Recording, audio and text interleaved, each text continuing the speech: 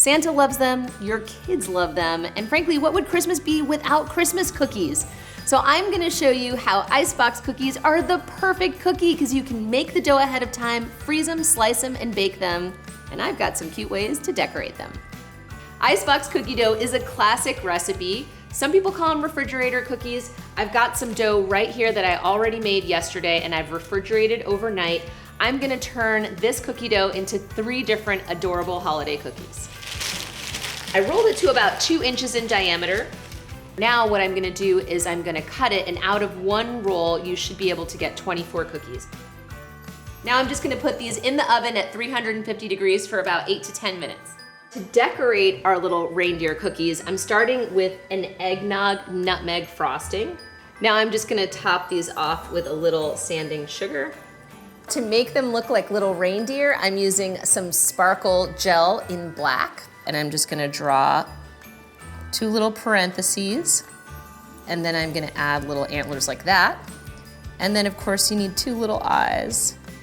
Now to finish off my cookies, I'm gonna go ahead and give them a cute little red nose using sparkle gel in red. Aren't those so super cute?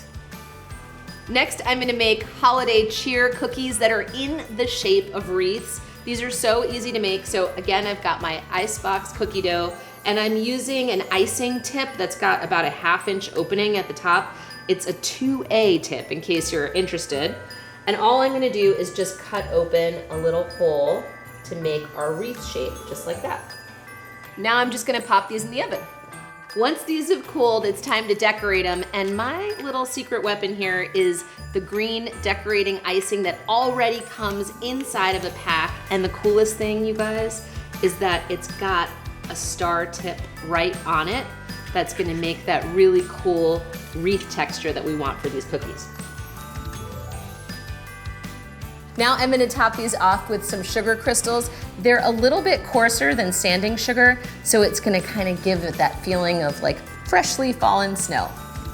And then I've got these super cute large confetti sprinkles in red, and I'm just gonna take 3 of them and just sort of bunch them together like they were little holly berries. And now it's time to plate them.